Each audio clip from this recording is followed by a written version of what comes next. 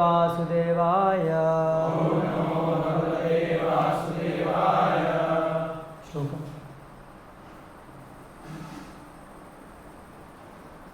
श्रीमद् भगवद गीता यथारूप अध्याय 9 परम गुह्य ज्ञान श्लोक क्रमांक 3 शब्द पाठ। अश्रद्धानाः पुरुषः पुरुषाः धर्मस्य अस्य परन्तप अप्राप्य मां निवर्तन्ते मृत्यु संसार वर्त्मनि अश्रद्धानाः पुरुषाः धर्मस्यास्य परन्तप अप्राप्य मां निवर्तन्ते मृत्यु संसार वर्त्मनि अश्रद्धानाः पुरुषाः धर्मस्यास्य परन्तप अप्राप्य मां निवर्तन्ते मृत्यु संसार वर्त्मनि।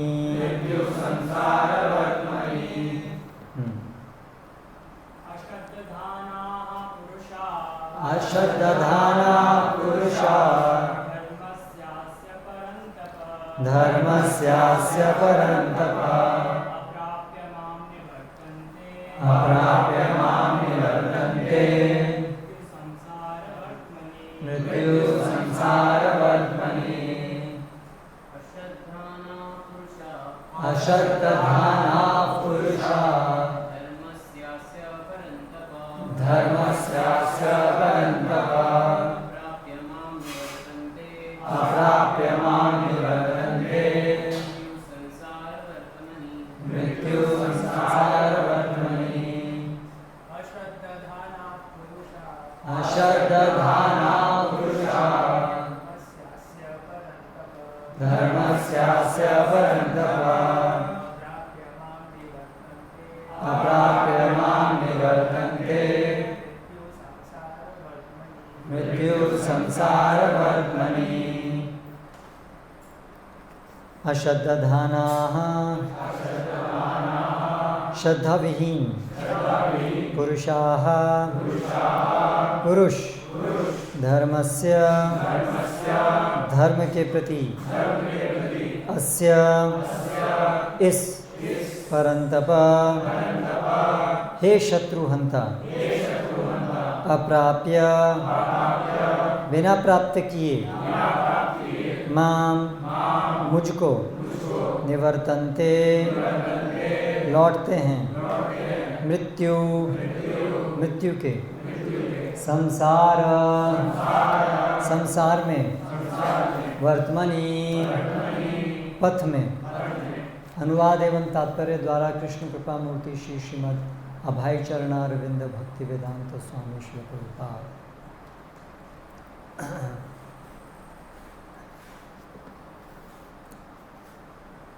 हे परंतप, जो लोग भक्ति में श्रद्धा नहीं रखते वे मुझे प्राप्त नहीं कर पाते, अतः वे इस भौतिक जगत में जन्म मृत्यु के मार्ग पर वापस आते रहते हैं।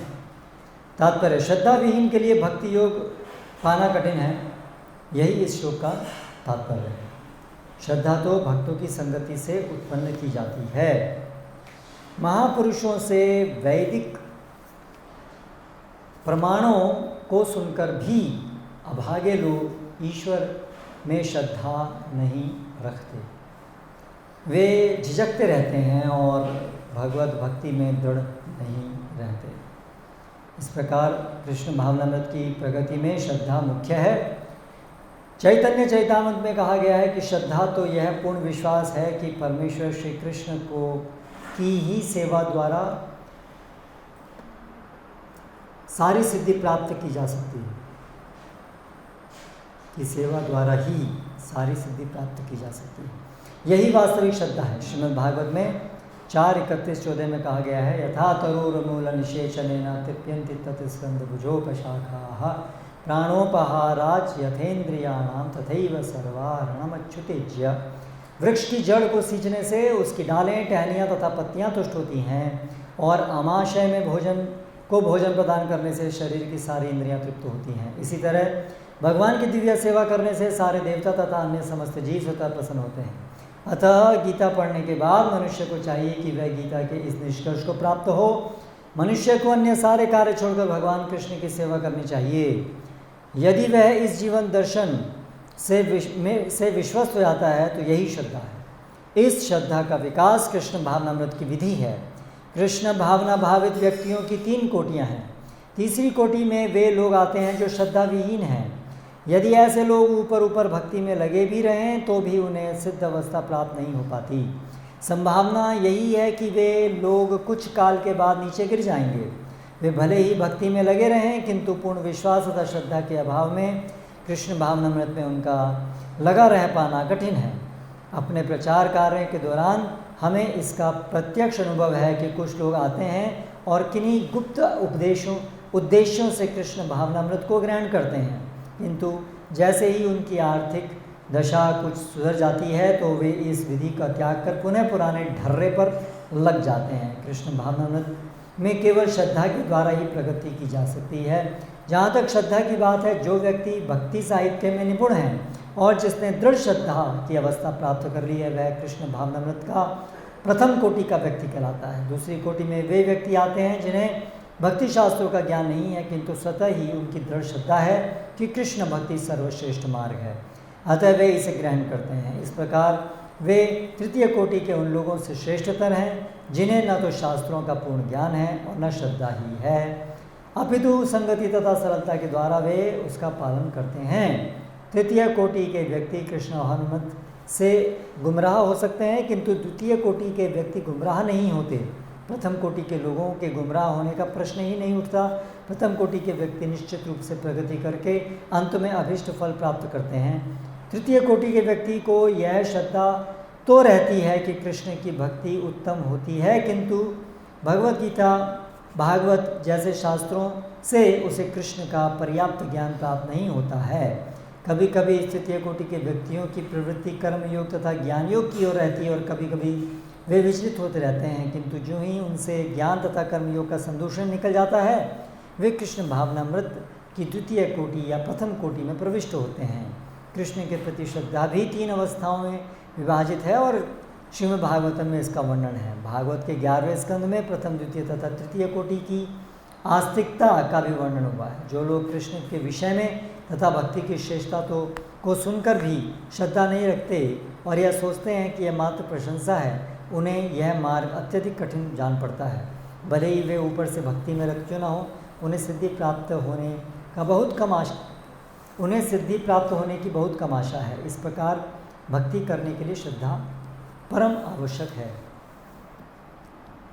ओम ज्ञानतिमिरान्धस्य ज्ञानञ्जनशलाकया चक्षुरुन्मीलितं येन तस्मै श्रीगुरवे नमः। श्रीचैतन्यमनोभीष्टं स्थापितं येन भूतले स्वयं रूपकदा मह्यं ददाति स्वपदान्तिकं।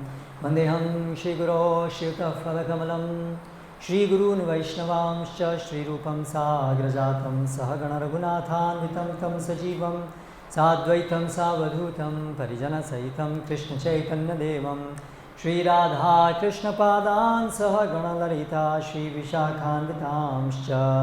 जय श्रीकृष्णचैतन्य प्रभु नित्यानन्द श्री अद्वैत गदाधर श्रीवासादि गौरभक्तवृन्द।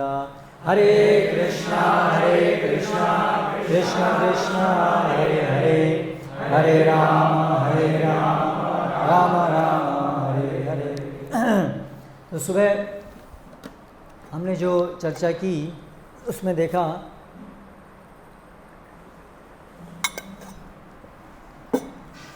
भौतिक सुख वास्तव में सुख नहीं है, वो एक सुख की परछाई है।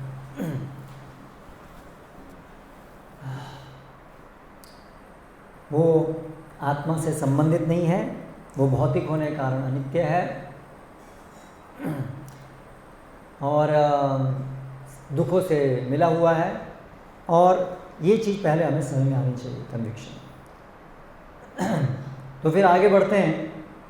अगर हमें ये चीज़ समझ में आ रही है अच्छे से कि भौतिक सुख तो सुख नहीं है, सुख तो हमें चाहिए, ये भी चीज़ हमने सुबह में देखी। रस आनंद तो हमें चाहिए, उसके बिना नीरस जीवन, कोई मोटिवेशन नहीं है, तो ऐसे तो जीवन जीना ही संभव नहीं है। तो अगर भौतिक इंद्रिय भोग, भौतिक विषयों को भोग करने में यदि सुख नहीं है, तो फिर सुख कहीं है भी या नहीं है। तो उसमें भी हमने देखा कुछ श्रेणी के लोग हैं स्केप्टिक्स, उनको भौतिक जगत या भौतिक जगत में भी सुख नहीं है, ऐसा तो उनको पता है, लेकिन आध्यात्मिक जगत भी है या नहीं है इसमें भी बहुत संशय है। या दूसरे लोग हैं जिनको हाँ कोई आध्यात्मिक भी कुछ नहीं है, वो एक कैटेगरी है निराशावादी, व्रत धारण किए हैं निराशा का।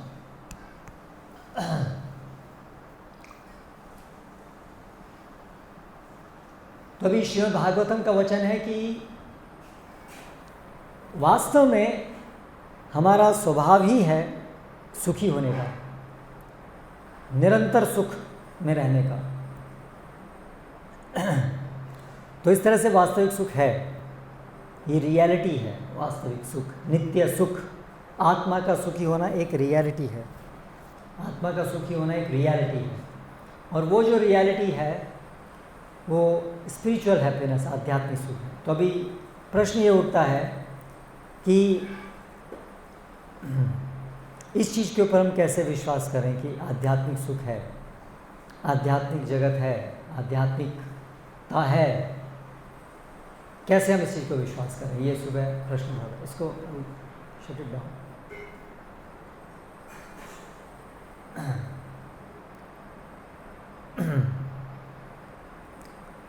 तो कोई भी प्रैक्टिशनर के लिए ये स्टेज तक पहुंचना बहुत महत्वपूर्ण है स्टेडीनेस के लिए भक्ति में। पहला स्टेप, भौतिक जगत यूजलेस है।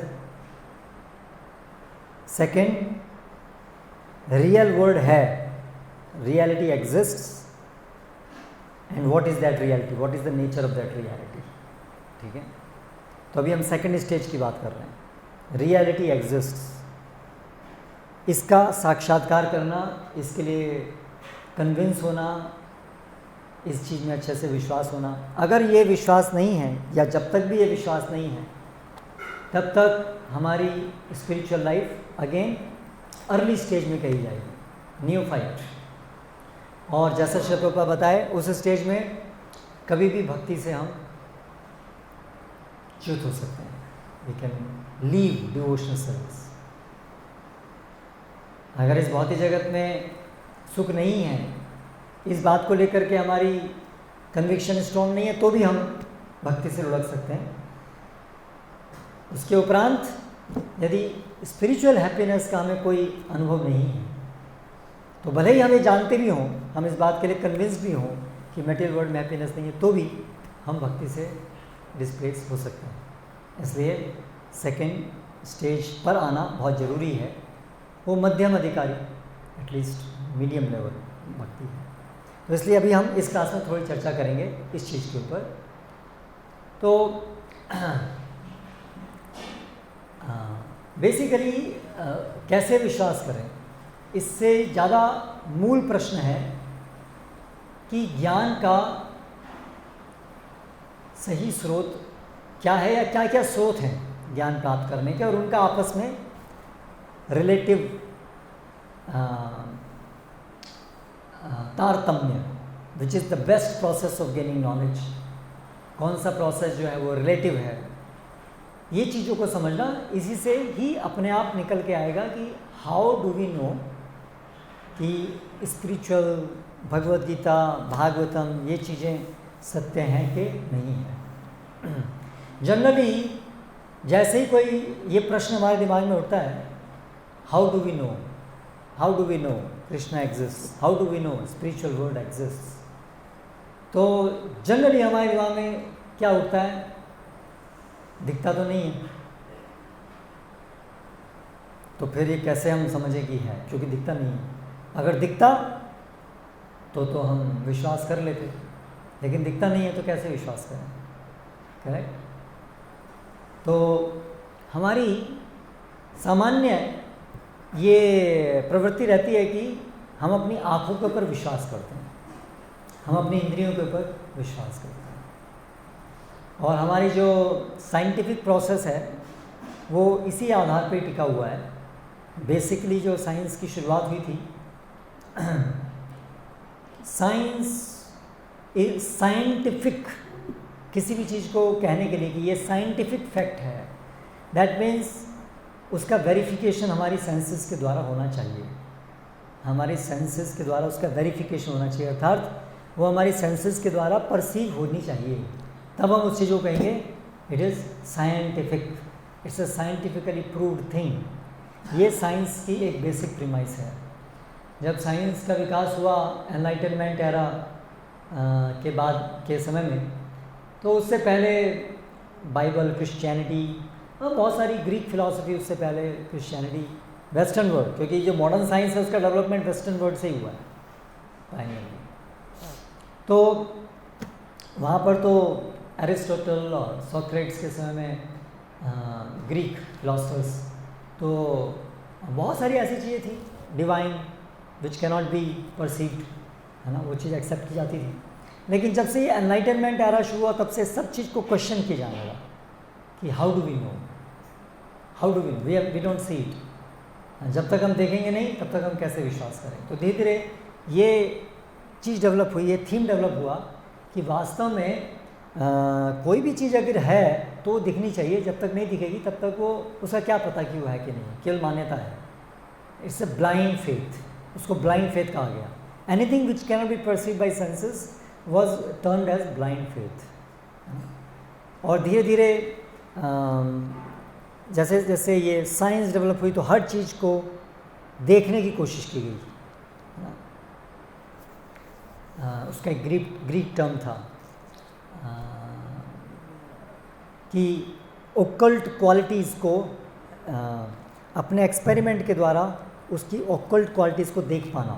तो माइक्रोस्कोप्स, टेलीस्कोप्स, अलग अलग टेस्ट्स डेवलप हुए कि हर चीज़ की हम छुपी हुई क्वालिटीज़ को देख पाएँ, क्योंकि ये देखा गया कि जो भी दिखता है तो दिखने के भी बहुत सारे लेवल हो सकते हैं। आप तुरंत चीज़ को हम आँखों से देख रहे हैं, लेकिन इस आँख की कैपेसिटी को हम बढ़ा सकते हैं देखने की बाय यूजिंग टूल्स, है ना। तो इस तरह से बहुत सारे अलग अलग टूल्स डेवलप हुए, है ना, जैसे कि हम और गहराई में जा सकें और गहराई में देख सकें चीज़ों को, और छोटी चीज़ों को देख सकें, बड़ी चीज़ों को देख सकें, जो इन नेकेड आइज से देखना पॉसिबल नहीं है, लेकिन अल्टीमेटली देख सकें, तभी उसको साइंटिफिक कहेंगे, अल्टीमेटली देख सकें। तो इस तरह से जैसे कि ये आइंस्टीन का एक स्टेटमेंट है, out of my late years 1936 में उसने ये एक लिखा था। तो उसमें वो कह रहा है, out of the multitude of our sense experiences we take mentally and arbitrarily certain repeatedly occurring complexes of sense impression, and we attribute to them a meaning, the meaning of bodily objects. अभी यहाँ पर Einstein के time में science जो है वो एक दूसरी डायमेंशन में ट्रांसफ़र हो गई, द डायमेंशन ऑफ रैशनैलिटी।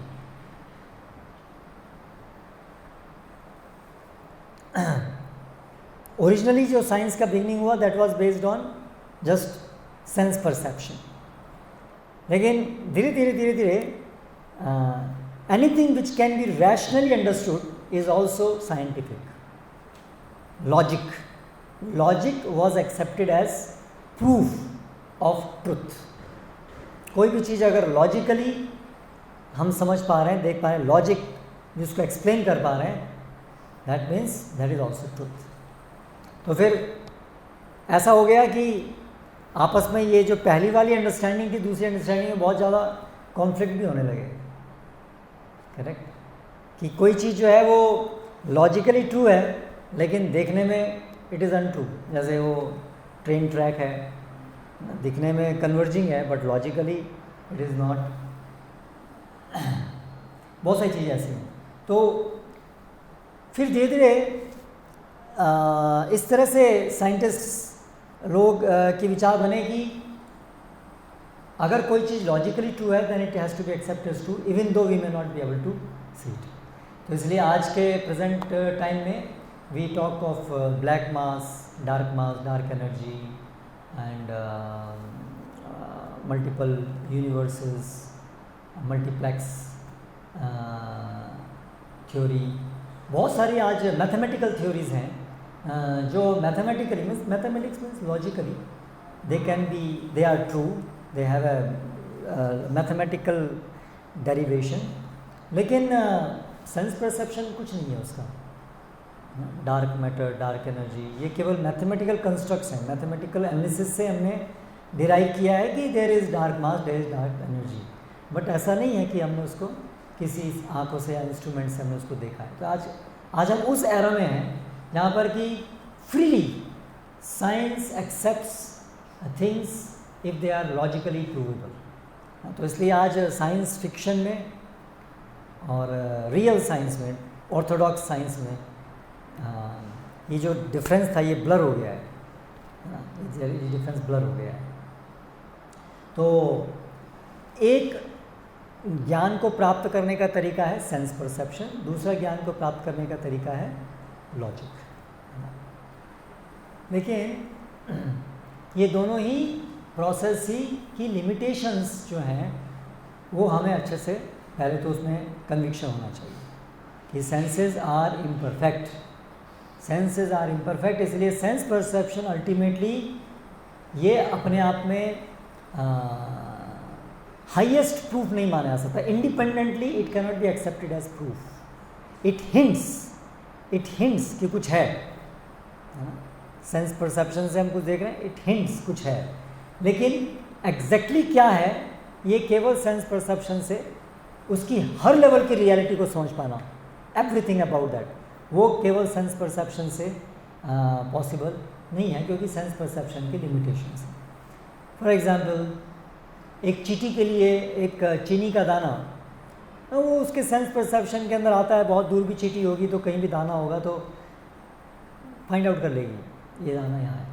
लेकिन ये चीनी का दाना कौन सी, ये चीनी है, ये किस चीज़ से बनती है, कौन से मिल में बनी है, क्या प्रोसेस से बनी है, ऑल दीज डिटेल्स ये उसके सेंस परसेप्शन लेवल के बियॉन्ड है। तो सेंस परसेप्शन का अपना लिमिटेशन है, और वो लिमिटेशन स्पीसीज़ में अलग अलग है। चींटी का सेंस परसेप्शन का एक लिमिटेशन है, हमारा सेंस परसेप्शन का भी एक लिमिटेशन है। बहुत सारी जगहों में animals are better than us in their range of sense perception. ऐसा नहीं हमेशा हम ही अच्छे होते हैं, है ना। कुत्ता है, उसकी olfactory senses are stronger than us. Birds हैं, उनकी भी विजन हमसे ज़्यादा पावरफुल होती है। ऐसे बहुत सारे एग्जांपल्स हैं। तो ह्यूमन बींग्स का अपना एक सेट ऑफ सेंस ऑर्गन्स हैं, उनकी अपनी एक सेंस की लिमिट्स हैं, लेकिन लिमिट्स हैं सबकी। तो इसीलिए वो अपने आप में एक इंडिपेंडेंट प्रूफ नहीं है, एक लेवल का प्रूफ है।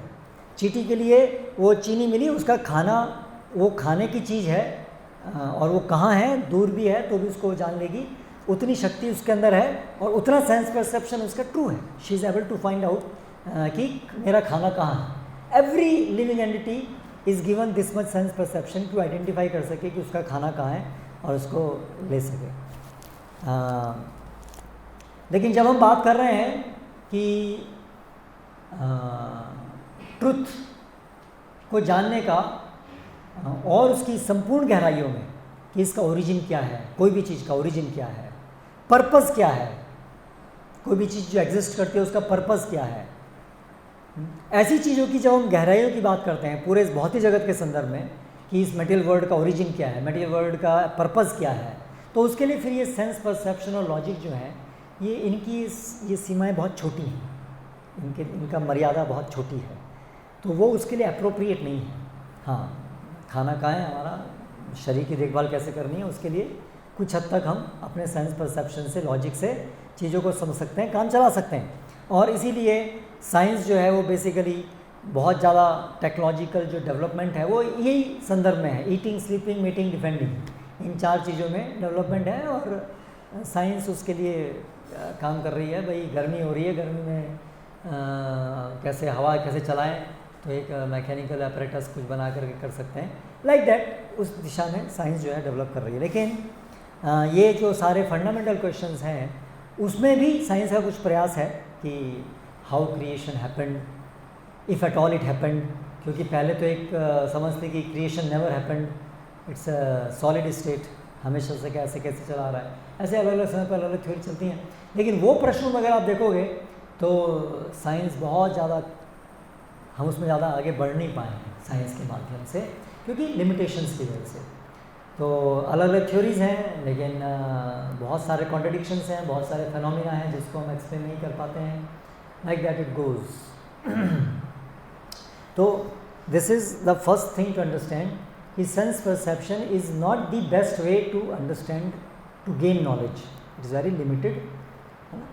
हम बार बार हम सुनते हैं 4 मुख्य डिफेक्ट हैं सेंस परसेप्शन। क्या क्या डिफेक्ट हैं? ब्रह्म, प्रमाद, विप्रलिप्सा, करना, पाठ। क्या मतलब है इसका? ब्रह्म, हाँ, एक चीज़ को दूसरी चीज़ मान लेना, रस्सी है तो उसको सांप मान लेना, to mistake one thing for another. प्रमाद, इनअटेंशन।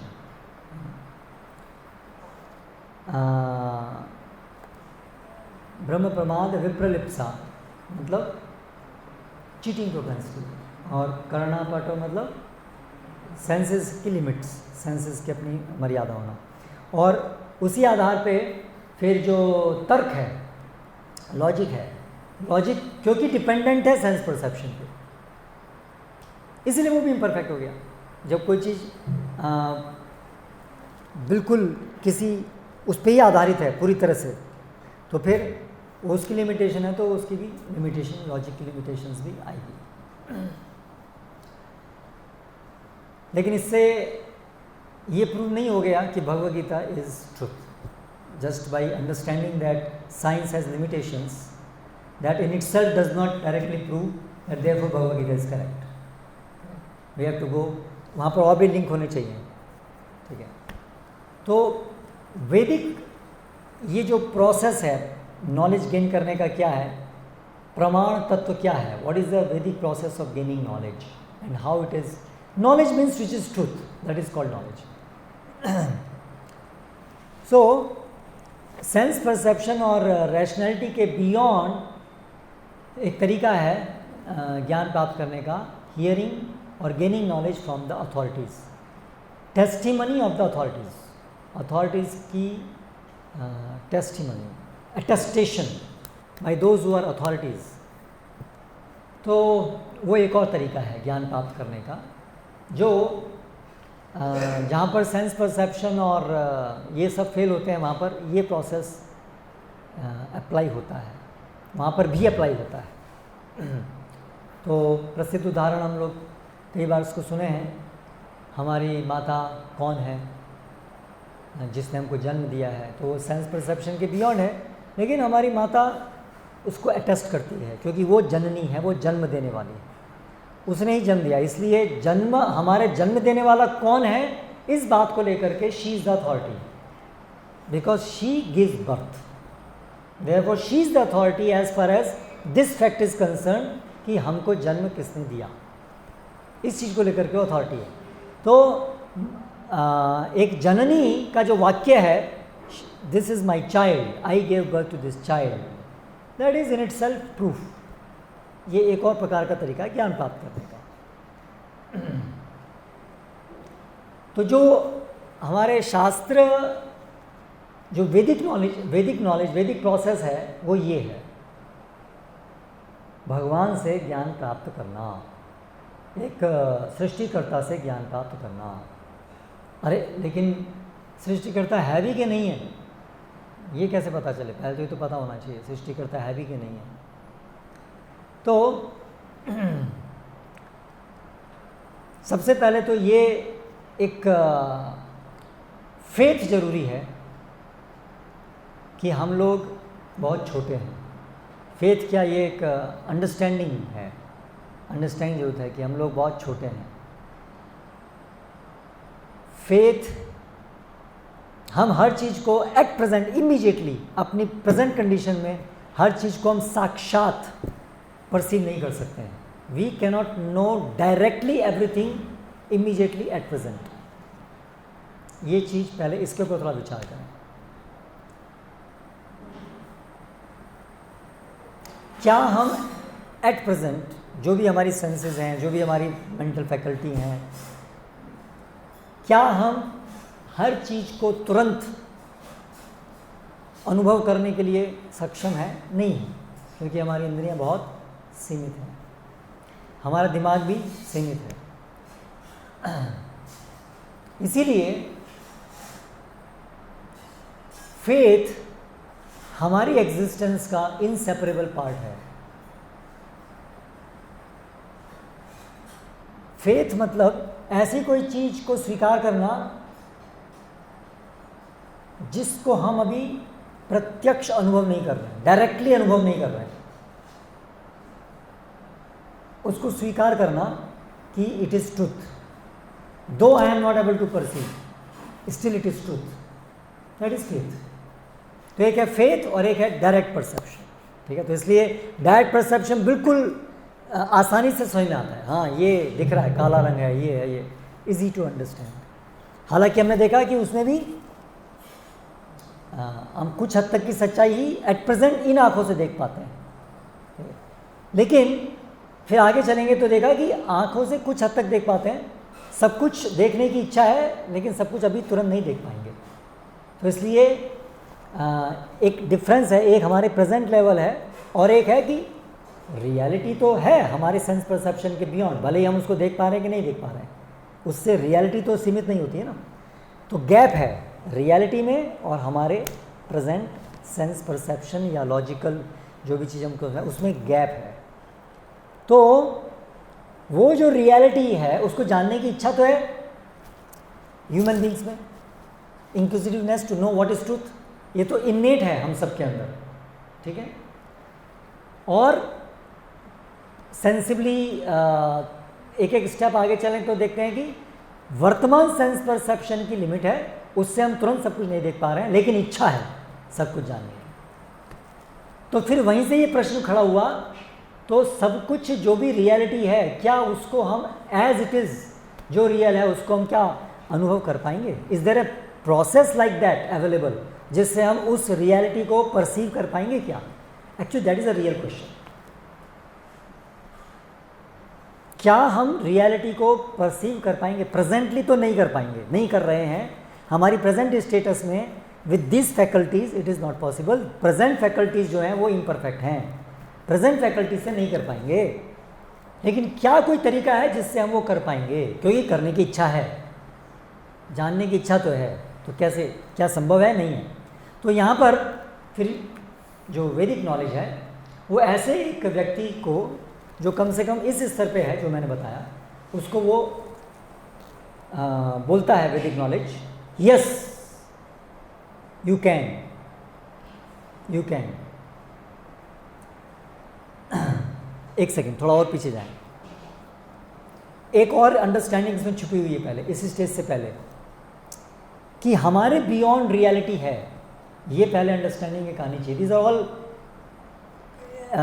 रियलिटी को प्रत्यक्ष अनुभव करने के मार्ग में ये सब स्टेप्स जरूरी हैं जो मैं बता रहा हूँ, है ना, कि हमारे बियॉन्ड कुछ रियलिटी है, हम उसको डायरेक्टली परसीव नहीं कर पा रहे हैं, बट हम कंसीव कर पा रहे हैं कि there should be some reality beyond us and we want to know that reality, we want to reach that, we want to connect ourselves. Presently we are not, but there should be a reality. तभी तो इच्छा उत्पन्न होगी ना कि reality को हम contact करें। अगर हमें ये विश्वास ही नहीं है कि कोई रियलिटी हमसे बियॉन्ड है, ठीक है, तो फिर कैसे हम उसको प्राप्त करने की कोशिश करेंगे? तो किस आधार पे हम ये समझते हैं कि there is reality beyond us? There is reality, क्योंकि ऐसे भी लोग हैं जो बोलते हैं nothing exist, everything is just illusion, क्योंकि सेंस परसेप्शन इल्यूजन है and there is nothing beyond that, so everything is just illusion. But who is experiencing that illusion? That is also illusion. ये विचार भी कहाँ, किसको आ रहा है विचार? तो वो भी इल्यूजन है, ये विचार भी इल्यूजन है. So that doesn't make any sense at all. And we tend to have some sense, कुछ लॉजिक कुछ तो है, लेकिन ये बात कि कुछ भी रियलिटी नहीं, everything is illusion, that means this statement is also illusion, everything is illusion, that doesn't make any sense. What we perceive, we may not be able to perceive it in toto, exactly हर चीज़ के बारे में, लेकिन we perceive things, कुछ तो है जगत में, हम exist तो करते हैं, we all have that understanding that we exist. So हम उसको ऐसे deny नहीं कर सकते कि just nothing exists, because we can't make us, we can't understand, therefore nothing exists. That also doesn't make good sense. एक probability है वो एक probability है कि nothing exist, everything is illusion. लेकिन ये जो प्रोबेबिलिटी है ये बहुत वीक है compare to the probability that there should be a reality. भाई शैडो कहीं है तो कहीं सब्सटेंस होना चाहिए, तभी शैडो बनती है. सांप रस्सी है, वो लगता है सांप है, तो कहीं ना कहीं सांप जैसी कोई चीज़ एग्जिस्ट करती है, तभी तो सांप होने का भ्रम होता है, नहीं तो भ्रम ही कैसे हुआ? तो भ्रम के पीछे कुछ सच्चाई होती है, there is truth behind shadow. So ये अगर शैडो है, ये संसार हम देख रहे हैं, शैडो इन द सेंस ये तो कंप्लीट रियलिटी नहीं है, ये तो एज इट इज़ नहीं है, इसमें तो छुपा हुआ है तो कुछ, ये तो केवल एक शैडो की तरह से. So there should be some substance, there should be some real truth जिसकी ये शैडो है, नहीं तो शैडो कहाँ से आई? शैडो है मतलब कोई सब्सटेंस है, तभी शैडो आ सकती है. तो ये जो पॉसिबिलिटी है that is strong, much stronger possibility that there should be some reality. ये संसार उसकी एक शैडो है. देन कम्स द क्वेश्चन कि वो रियलिटी को हम कैसे अप्रोच कर सकते हैं, हाउ वी कैन नो. तब फिर उसके अंदर ये नेक्स्ट स्टेप ये समझ आती है. वन पॉसिबिलिटी इज दैट वो रियलिटी को यदि हम कॉन्टेक्ट कर पाएँ किसी तरह से, वो रियलिटी को अगर हम संपर्क कर पाएँ, वो रियलिटी यदि हमको बताए कि क्या क्या है, हमको एम्पावर करे उस रियलिटी को एक्सेस करने के लिए, then it is possible that हम उस रियलिटी को एक्सेस कर पाएंगे. तो जब हम देखते हैं इस संपूर्ण संसार जगत को, तो the best possible reasoning is कि there is a supreme intelligence in creation. Supreme intelligence in creation. When we see around the universe and our bodies and everything, ये सबसे ज़्यादा sensible proposition है, sensible proposition है that there should be some intelligence, because we can see the manifestation of intelligence everywhere. Intelligence के लिए systematic design, systematic operation, predictability, purposefulness, ये सब चीज़ intelligence के लक्षण हैं. ये सब इंटेलिजेंस के लक्षण हैं. Patterns, complex patterns, meaningful patterns, purposefulness, ये सब चीज़ें जो हैं इंटेलिजेंस के इंडिकेशंस हैं. तो ये सब चीज़ें हम देखते हैं नेचर के अंदर, ये सब चीज़ें उपलब्ध हैं. Intelligent design, there is a whole branch in among the scientists, intelligent design scientists, जो लोग साइंटिफिक मेथड से नेचर को स्टडी करके they are coming close, they are of more of the inclination की there is an intelligent design in the nature. So that means there should be some intelligent person. अभी वो इस point तक नहीं पहुंचते हैं, they are only at the stage कि nature में इंटेलिजेंस है. अभी इंटेलिजेंस है, intelligence is a property of a person ultimately. आज आर्टिफिशियल इंटेलिजेंस की हम बात कर रहे हैं, there is no personality in that,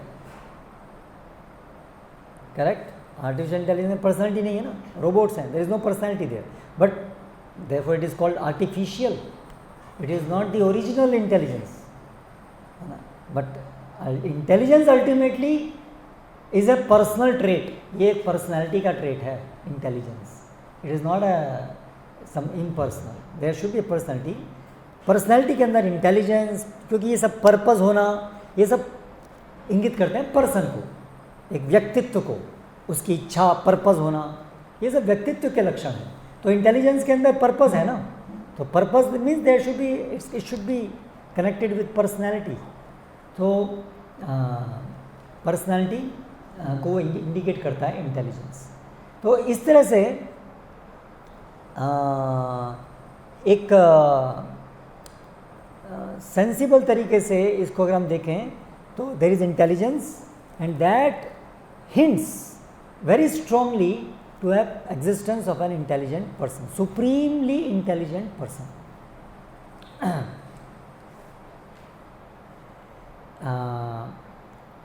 अगर हम वो सुप्रीमली इंटेलिजेंट पर्सन को कांटेक्ट कर पाएँ, वो अगर हमको एम्पावर कर पाएँ, if he is supremely intelligent, supreme, then his powers also should be supreme. That is the meaning of supreme. He should be supreme. One who creates this world should have immense powers. हम लोग छोटी छोटी चीज़ें बनाते हैं तो बहुत intelligence चाहिए, बहुत उसके लिए अलग अलग प्रकार की, इंटेलिजेंस भी एक शक्ति है ना, बहुत अलग अलग प्रकार की शक्तियाँ चाहिए उसमें। तो जो पूरे इस यूनिवर्स का क्रिएटर है, मटेरियल वर्ल्ड का क्रिएटर है, so most sensible proposition is he must be supremely intelligent, supremely powerful, like that. तो अगर हम ऐसे वो जो सुप्रीम पर्सन है उससे अगर हम संपर्क कर पाएँ, देन इट इज़ पॉसिबल। और ये भी सेंसिबल है कि that supremely intelligent person, whatever he creates, there should be a purpose and there should be somewhere where the intent is expressed. ये जो पर्पस है उसका कहीं पर अभिलेख, कहीं उसका समझाना कुछ तो होना चाहिए। When something is created by intelligent person, it is communicated also, the purpose and everything. तो अभी ये जो स्क्रिप्चर्स हैं ये प्रोक्लेम करते हैं कि yes, that is this Veda is the word of God. ये वेद जो हैं ये भगवान, वो जो सुप्रीम पर्सन, इंटेलिजेंट पर्सन है, उन्हीं के ही ये वाक्य हैं। तो एक सेंसिबल वे में अगर हमें सच्चाई को जानना है तो उसके लिए ये स्टेप से हम आगे बढ़ रहे हैं, और सामने एक प्रोक्लेमेशन आ रहा है कि यस, दिस वैदिक knowledge is the knowledge coming from God. तो अभी हमारा जो कार्य है वो ये रह गया कि कैसे हम इस बात को विश्वास करें कि ये जो वैदिक नॉलेज है ये वास्तव में एक सुप्रीम पर्सन की नॉलेज है, एक आप और मेरे जैसे इम्परफेक्ट व्यक्ति का दिया हुआ ज्ञान नहीं है। ठीक है। तो अगर ये प्रोक्लेम कर रहा है शास्त्र कि ये सुप्रीम पर्सन के द्वारा दिया गया है, और अगर ऐसा नहीं है, मेरे आप जैसे द्वारा दिया गया है, इसका मतलब तो ये झूठ हो गया, आउटराइट झूठ बोलना, करेक्ट। तो जिस व्यक्ति के अंदर झूठ बोलने जैसे दुर्गुण हैं, उससे हम ये अपेक्षा नहीं कर सकते कि वो बहुत उच्च स्तर का ज्ञान प्राप्त कर पाएगा या दे पाएगा। तो अगर ये शास्त्र का जो सोर्स है वो अगर इस प्रकार का है, लायर्स, झूठ बोलने वाले, तो फिर अगर हम इस लिटरेचर को पढ़ेंगे और देखेंगे तो आराम से समझ सकते हैं कि इसमें सब बकवास लिखी हुई है, झूठ लिखी है। एक झूठ बोला, बहुत सारे झूठ दिखेंगे इसमें, करेक्ट। जब झूठ होता है तो उसमें बहुत सारे झूठ कनेक्टेड होते हैं, एक झूठ के लिए बहुत सारे झूठ छिपाने पड़ते हैं। तो अगर इतना बड़ा झूठ है कि ये सुप्रीम पर्सन नहीं, आप मेरे जैसे सामान्य व्यक्ति ने लिख दिया है और प्रोक्लेम किया है कि ये सत्य है, ये परम सत्य है, तो आराम से दिखेंगे, बहुत सारे कॉन्ट्रडिक्शन दिखेंगे, जगह जगह पर बहुत सारी चीज़ें दिखेंगी ऐसे, है ना। ये बहुत लॉजिकल चीज़ है अगर आप इसे सोचेंगे, क्योंकि जैसे मान लीजिए अगर ये झूठ है ठीक है, तो मान लीजिए हाँ अभिजीत, हाँ अभिरूप, सॉरी अभिरूप, तो मान लीजिए अभिरूप एक किताब लिखते हैं, एक और थ्योरी जैसे यहाँ लिखी है, मान लीजिए झूठ है, तो अभिरूप भी एक लिखते हैं, उनका वर्जन, सृष्टि ऐसे ऐसे हुई, ऐसे ऐसे हुई, ठीक है, ऐसे हम सब लोग लिख सकते हैं थ्योरेटिकली। ये भी एक झूठ है, हम भी एक झूठ लिख रहे हैं, आप भी एक झूठ लिख रहे हैं, ठीक है, तो सब एक जैसे दिखने चाहिए। जैसे ये, हाँ जैसे ये वैदिक शास्त्र के अंदर है, ऐसे हम भी इसको कॉपी कर सकते हैं। अगर ये झूठ है तो ऐसे झूठ हम भी बोल सकते हैं।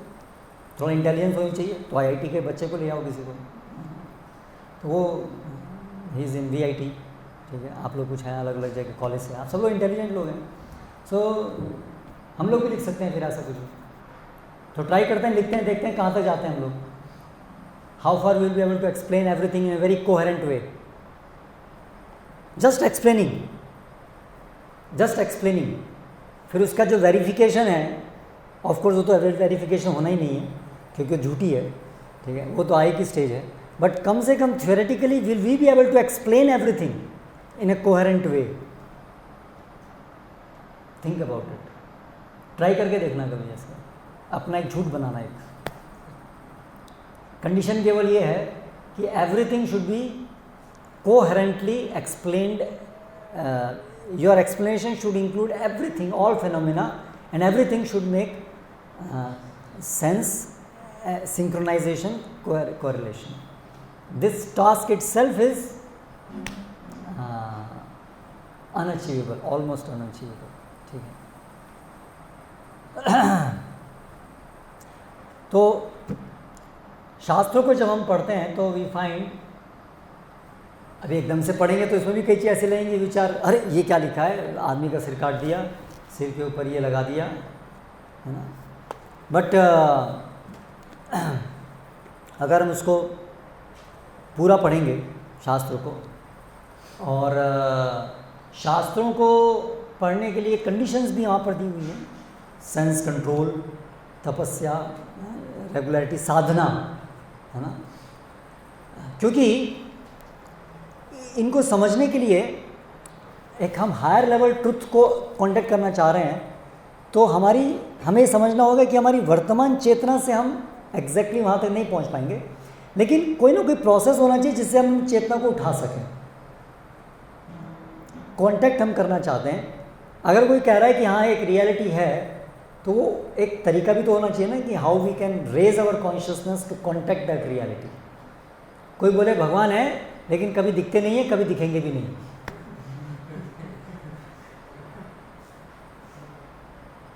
तो फिर तो इट्स एज गुड एज कि हाँ बस कह दिया, कुछ ही बोल दिया फिर तो, ठीक है, तो उससे तो काम सॉल्व नहीं हुआ। तो शास्त्रों में ऐसा नहीं है, भगवान है लेकिन कभी दिखते नहीं है, कभी दिखेंगे भी नहीं, ऐसा नहीं है। एक अगर रियल फिलॉसफी है तो it should be able to explain all the phenomena, it should give us a way how to personally perceive that reality.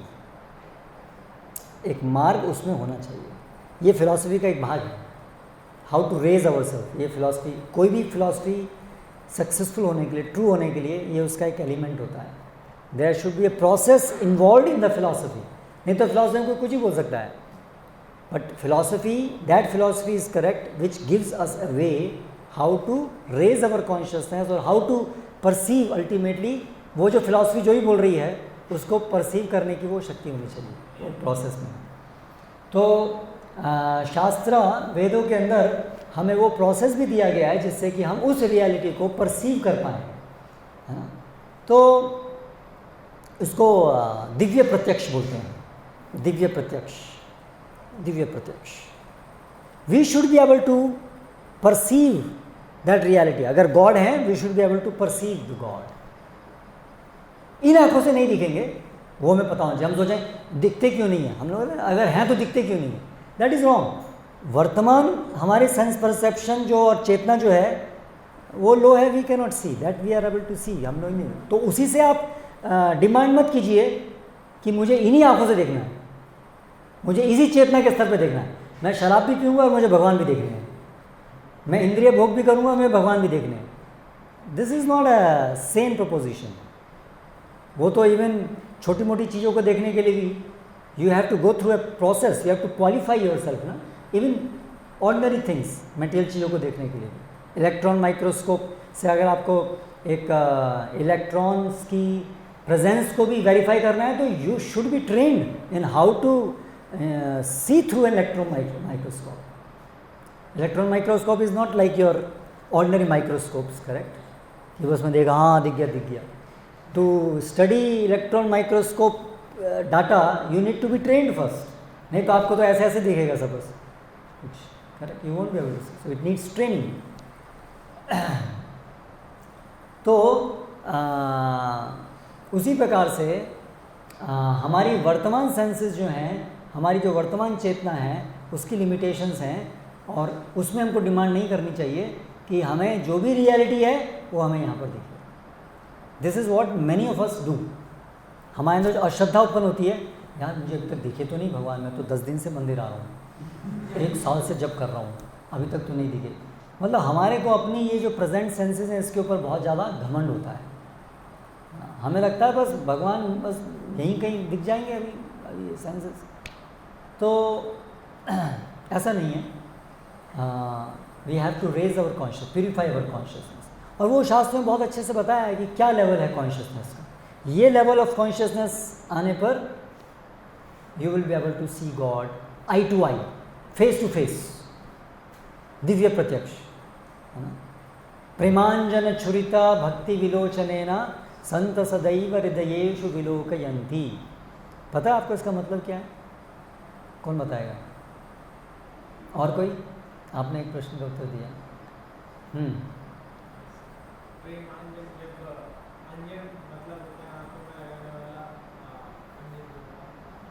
जो मार्केट में मिलता है,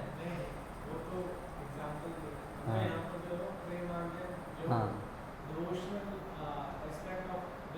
हाँ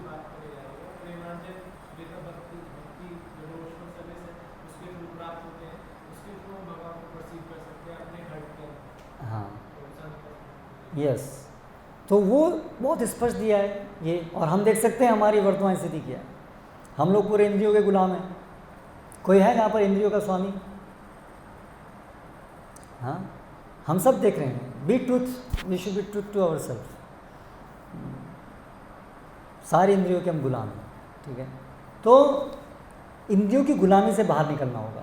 और स्क्रिप्चर्स में ऐसे उदाहरण हम देखते हैं, और जो लोग स्क्रिप्चर्स को जेन्युइनली फॉलो करते हैं उनके जीवन में हम देखते हैं they are much advance than us as far as these qualities are concern. Self restraint है ना। सो शास्त्रों में वो क्वालिफिकेशन दी हुई है कि ये रियलिटी को परसीव करने के लिए आपको यहाँ इस लेवल तक पहुँचना होगा, और इस लेवल पहुँचने के बाद में तो ये मैं कह रहा था कि प्रेजेंट कॉन्शियसनेस लेवल पर रह करके रियलिटी को परसीव कर पाना संभव नहीं है, और इसका प्रयास करना भी मूर्खता है। इसलिए तर्क को अप्रतिष्ठा, तर्क से, सेंस परसेप्शन से नहीं करना। हमारा जो पूरा जो साइंटिफिक कम्युनिटी है वो क्या कर रहा है, वर्तमान लेवल पर ही हम हर चीज़ को परसीव करने की कोशिश कर रहे हैं, जो संभव नहीं है। इसलिए फिर हम इस गलत कंक्लूजन को निकाल रहे हैं कि क्योंकि हमें भगवान ने ऐसा कोई चीज़ सुपरनेचुरल नहीं दिखता है इसलिए वो सब एग्जिस्ट नहीं करता है। इंस्टेड ऑफ एक्सेप्टिंग कि हमारी इम्परफेक्शंस हैं, we derive the wrong conclusion कि कुछ इसके बियॉन्ड कुछ है ही नहीं। ये साइंस की जो प्रीमाइस है ये गलत है, ये गलत है। इसी की वजह से आज साइंस जो है, जो प्रगति करनी चाहिए थी वो नहीं हो पा रही है, एक स्तर पर आकर रुक गए। प्रगति बहुत सारी टेक्नोलॉजी की फील्ड में कर रहे हैं, लेकिन जो फंडामेंटल चीज़ों को उत्तर प्राप्त करने में जो होना चाहिए था, why we exist, why, how creation happens, ये जो फंडामेंटल क्वेश्चंस हैं उसमें हम लोग बहुत चकराए हुए हैं, बहुत उसमें गुत्थियाँ हैं, बहुत कन्फ्यूजन्स हैं उसमें। क्यों? क्योंकि एक गलत प्रीमाइस पे हम लोग चल रहे हैं कि हमारी वर्तमान senses are capable to perceive all levels of reality. ये जो हमारी प्रीमाइस है ये गलत है, ये हमारी प्रीमाइस गलत है। ऐसे साइंस जिन भी प्रीमाइस के ऊपर टिका हुआ है वो ज़्यादातर गलत हैं। ये बहुत ऑब्वियस हो रहा है धीरे धीरे साइंटिफिक कम्युनिटी को भी, वो जितनी भी प्रीमाइस हैं वो गलत है ना। 300-400 साल के बाद चलने के बाद ये हो रहा है, लेकिन अब हम इतने आगे निकल गए हैं कि इसको एक्सेप्ट करना बड़ा मुश्किल है कि ये सारी प्रीमाइसेस गलत हैं, क्योंकि इसका मतलब जितनी हमने प्रगति की वो सब गलत दिशा में थी और जो भी है वो सब failed. So it's something very difficult, but actually that is so, वो प्रीमाइस जो है गलत है। तो वर्तमान सेंस परसेप्शन या चेतना के लेवल पर हम लोग जो भी reality beyond our present level है उसको कॉन्टेक्ट नहीं कर पाएंगे। तो but scriptures give us the way how to do that. That process वो है श्रवणम कीर्तनम, surrender. That process starts with surrender. श्रवणम कीर्तन बाद में आता है। That process starts with surrender, surrender to that person. ऐसा नहीं कि ओ भगवान दिखाओ कौन, ऐसे एटीट्यूड से नहीं। बट अगर वो सुप्रीम है और हम उस पर डिपेंडेंट हैं, सो ये तो हम कर ही नहीं सकते ना। वी कैन नॉट डिमांड हिम ना, you show me, you tell me, you give me the senses, I want to see you, ऐसे नहीं कर सकते हम। तो इसलिए प्रोसेस इज सरेंडर। तद्विधि प्रणिपात है ना, परिप्रश्न से प्रणिपात, सरेंडर। सर्वधर्मान परित्यज्य मामेकम शरणं व्रज।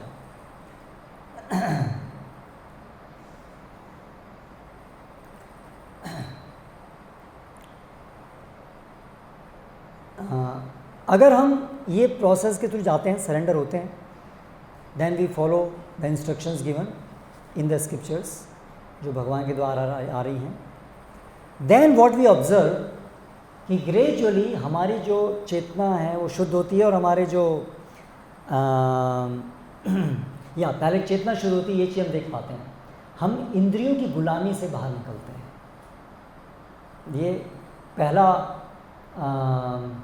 मैनिफेस्टेशन है चेतना की शुद्धि का, इंद्रियों की गुलामी से निकलना।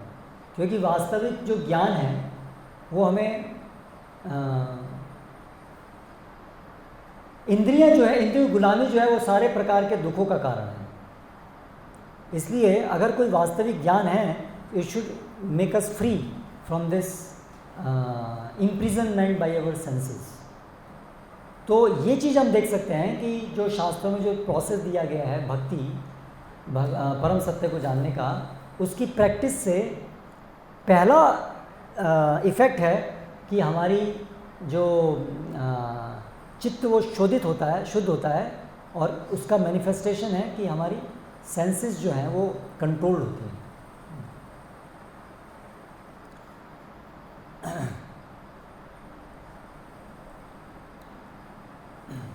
ये चीज़ बहुत रिमार्केबल है। कैसे एक केवल हरे कृष्ण मंत्र जप करना हमारी इंद्रियों कैसे शुद्ध कर सकता है।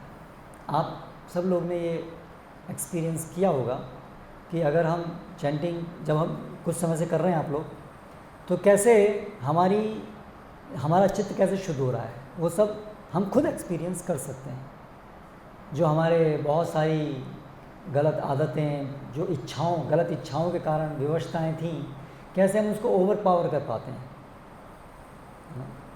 हरे कृष्ण मंत्र करने से। कैसे संभव होता है ये? हरे कृष्ण अगर एक मटेरियल साउंड है, ये सब केवल झूठ है, इसमें कोई सत्य नहीं है। So how is it possible कि इस प्रोसेस से हमारी इंद्रियां जो हैं शुद्ध हो रही हैं, हमारा चित्त शुद्ध हो रहा है। This is an indirect proof कि this process is truth. Indirect क्यों कह रहा हूँ? डायरेक्ट जब हम डायरेक्टली रियलिटी को परसीव करेंगे, तब तक indirectly we get this affirmation one by one. और इस तरह से धीरे धीरे शास्त्रों में एक एक करके स्टेज बताई हैं कैसे हम अपनी चेतना की शुद्धि से धीरे धीरे आगे बढ़ेंगे। चेतो दर्पणम मार्जनम, सबसे पहले सारी जो खराब चीज़ें हैं वो हृदय से शुद्ध होती हैं। देन ये भौतिक जगत अनित्य है, दुखदाई है, और ये रियलाइजेशन हमें उससे होता है। बिना भक्ति के भी ये रियलाइजेशन हो सकता है, लेकिन भक्ति से बहुत जल्दी होता है, तुरंत वो रियलाइजेशन होता है। और उसके आगे जो शास्त्रों में कहा गया है कि परम सत्ता एक परम व्यक्ति हैं और हम उनके सेवक हैं और उनकी ऐसे सेवा होती है, वो जब हम करते हैं देन वी स्टार्ट एक्सपीरियंसिंग कि वो सेवा के अंदर एक डिफरेंट लेवल ऑफ कॉन्शियसनेस पे हम पहुंचते हैं उस सेवा करने से। Sensual platform, mental platform, intellectual platform से ऊपर हम लोग पहुंचते हैं, और नित्य है वो platform. Whenever we touch that platform we experience a similar type of experience, happiness, इसलिए वो परमानेंट है।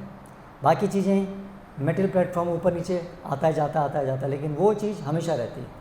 जब जब हम उस प्लेटफॉर्म पर आ पाते हैं we experience the same thing, same type of experience, happiness. तो इस तरह से धीरे धीरे हमें सेवा सुख का अनुभव होता है, भगवान की सेवा का सुख का अनुभव होता है, और साथ साथ ये इंद्रिय सुख व्यर्थ है इसका भी एक्सपीरियंस और साक्षात्कार हमारा बढ़ता रहता है।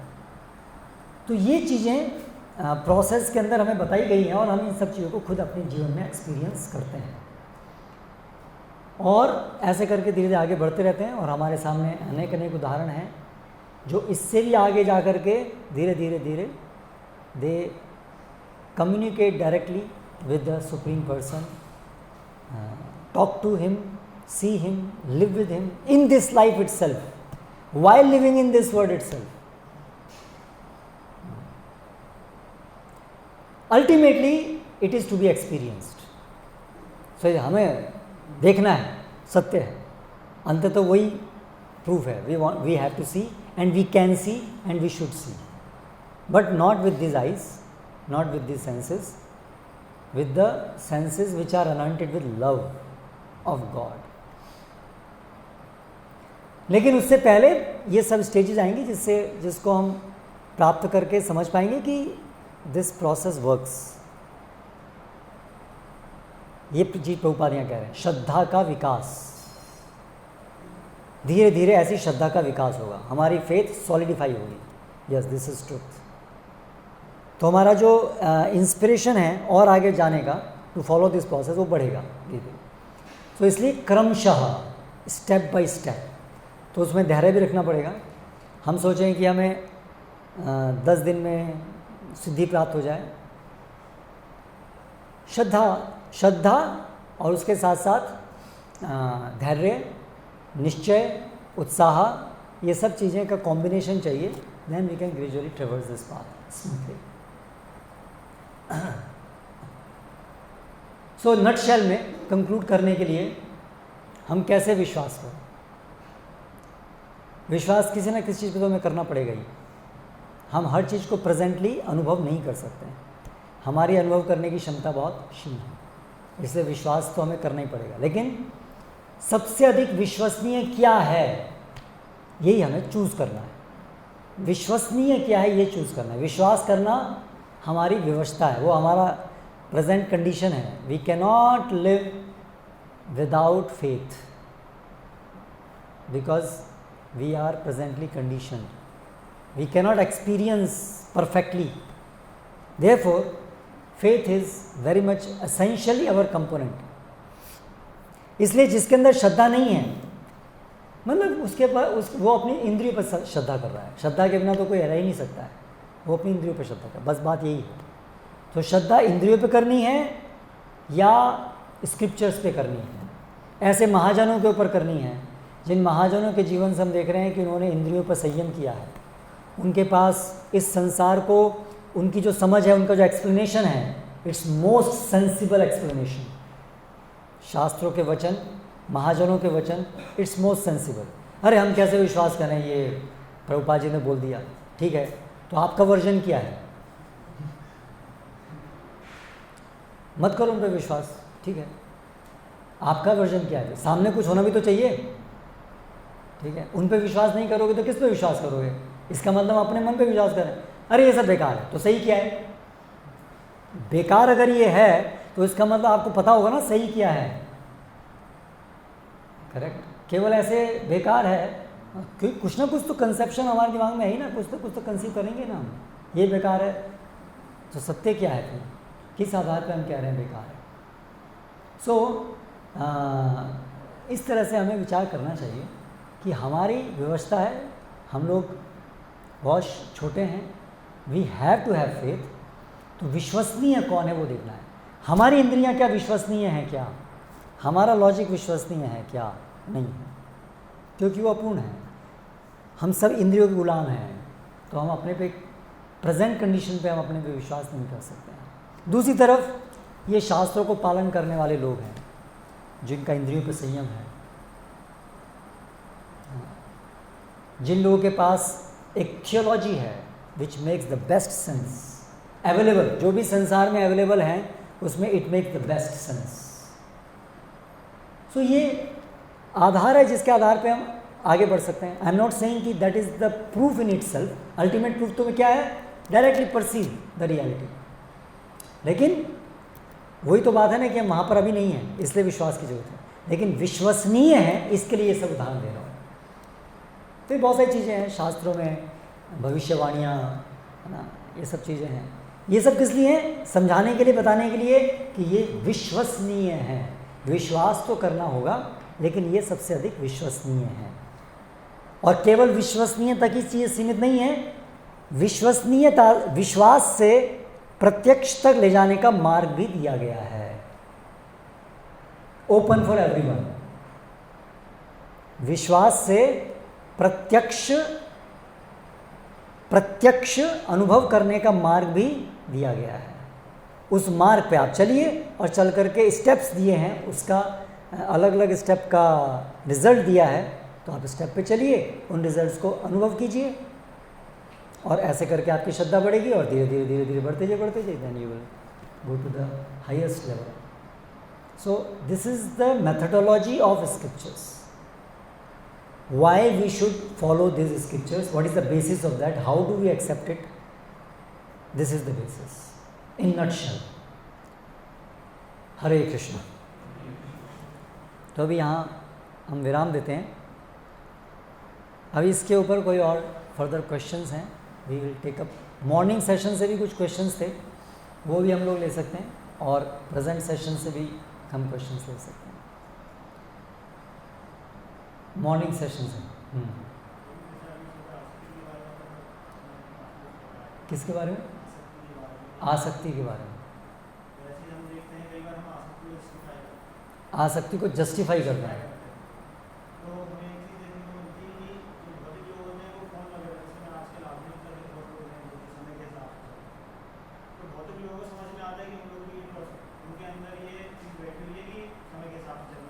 समय के साथ चलना पड़ता है, समय के साथ चलो। लेकिन जब देखते हैं कि भक्तों में भी ये चीज़ दिखती है, जब फोन चलाते हैं, और कई बार क्या होता है कि वो उसका जस्टिफिकेशन कैसे देते हैं कि हम प्रचार कर रहे हैं, या मेरे पास भक्त नहीं है तो मैं सेवा भाव में लगा, मेरे पास भक्त नहीं है, भक्त नहीं है तो मैं उसको यूज़ कर रहा हूँ, उसमें कथाएँ सुन रहा हूँ, सब कुछ। लेकिन ये भी दिखता है प्रभु की कई बार वो इंद्रदेव की ज़्यादा बन जाती है, वो इंद्र तृप्ति की आदत बन जाती है। तो ये मैं आपसे पूछना चाहूँगा कि ऐसा होता है भक्तों में? देखो, जब हम कह रहे हैं भक्तों में, तो ये तो बहुत ही एक ब्रॉड टर्म हो गई। भक्त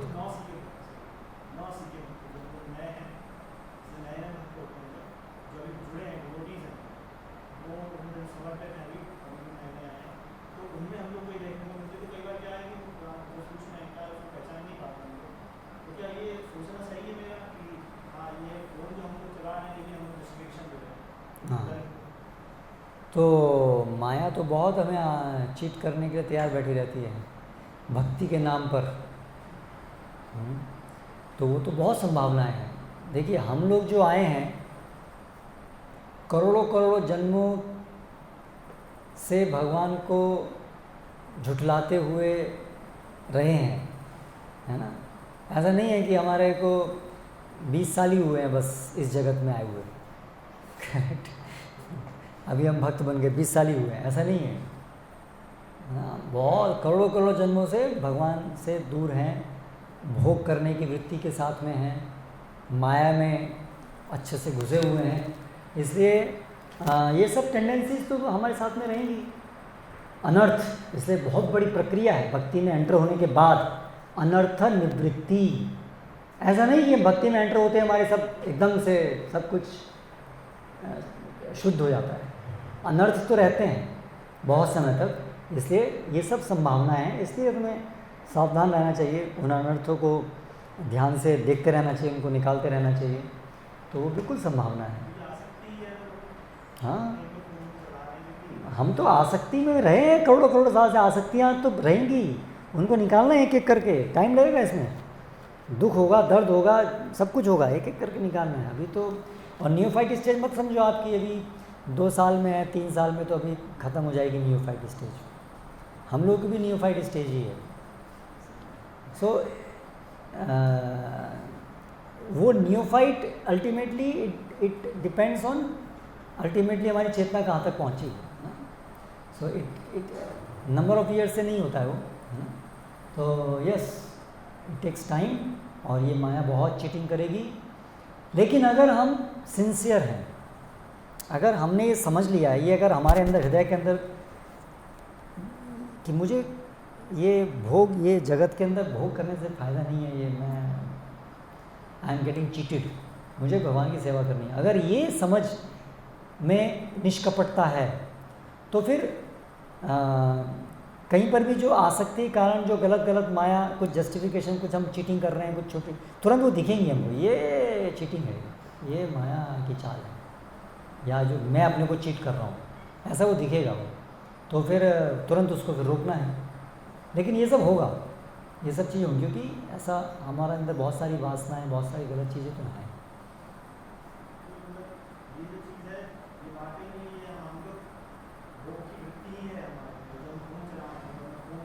नहीं, मैं ऐसा नहीं कह रहा कि ऐसा ही है, सेवा सेवा भी हो सकती है उससे, मैं तो कह रहा हूँ कि वो संभावना है हमेशा।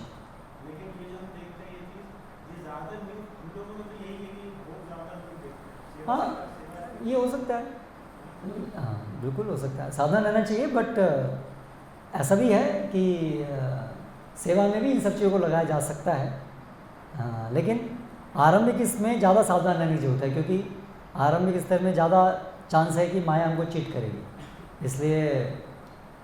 इसलिए भक्ति जो है ना, वो वरिष्ठों के मार्गदर्शन में होनी चाहिए, तो वो हमें ज़्यादा अच्छे से देख पाते हैं ये कहाँ माया पकड़ रही है, क्या कर रहा है। इसलिए भक्ति हमेशा वरिष्ठ लोग के मार्गदर्शन में होने से आसान रहता है। ठीक है।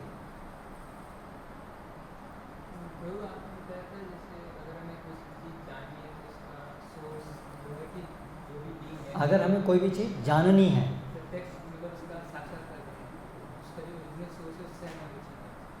हम ऐसे देखते हैं कि बाकी भी कल्चर्स हैं ऐसे बहुत सारे जिनमें वो बोलते हैं जैसे कि ये वर्ड ऑफ गॉड है, तो क्या उन्हें भी हम शब्द प्रमाण के रूप में कंसिडर करते हैं?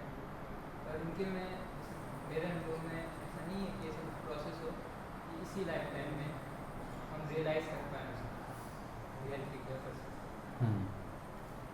तो एक तो ये है कि केवल कह देने से it is word of God, अपने आप में वो इसका प्रमाण नहीं है कि real it is word of God. Even Vedas भी, वेदास अगर कह रहे हैं कि ये भगवान का शब्द है, केवल इसी आधार पे तो हम नहीं स्वीकार कर सकते कि देयरफॉर इट इज़ सो। तो उसके लक्षण देखने पड़ेंगे। अगर कोई भी चीज़ वर्ड ऑफ गॉड है तो उसके लक्षण होने चाहिए ना। लक्षण क्या होने चाहिए?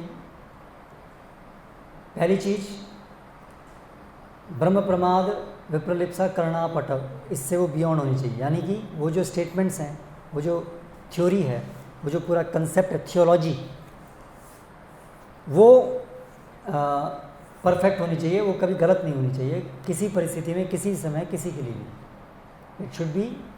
It should hold the test of time, place, circumstance. हर परिस्थिति में, हर समय वो सही होनी चाहिए, ठीक है। And it should be able to explain everything in a synchronised way, ठीक है। अभी